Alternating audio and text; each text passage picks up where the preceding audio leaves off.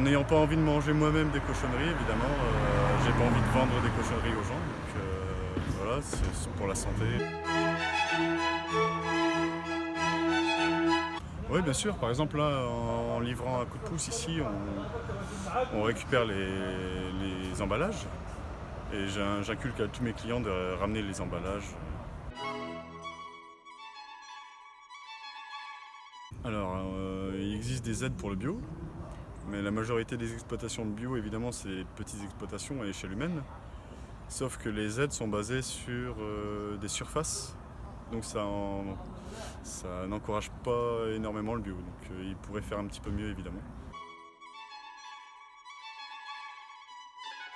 Alors j'ai pas de chiffres à l'échelle nationale, mais c'est vrai que moi-même sur les marchés j'ai vu une augmentation de la clientèle, du moins depuis 4 ans, depuis que je fais les marchés, 4-5 ans. Et oui, oui, surtout beaucoup de jeunes et des nouvelles familles, de plus en plus de clients qui se tournent vers le bio. Ouais.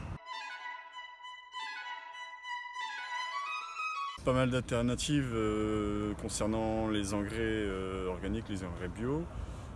Pas mal d'alternatives contre les ravageurs, donc des auxiliaires on appelle ça, des insectes qui mangent d'autres insectes ravageurs par exemple, plutôt que mettre des pesticides.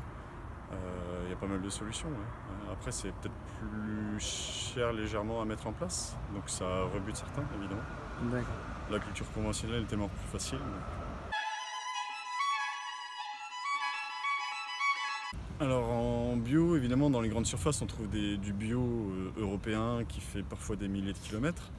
Donc là, au niveau écologique, évidemment, c'est pas forcément très sain. Après, pour constater une fraude, c'est pas évident. Moi, je suis du Nord, donc je vais pas visiter les exploitations espagnoles, mais à partir du moment où on reste en circuit court, on fait une production à échelle humaine, on peut écouler sa marchandise dans un secteur restreint. Là, ça reste un minimum écologique. Ouais.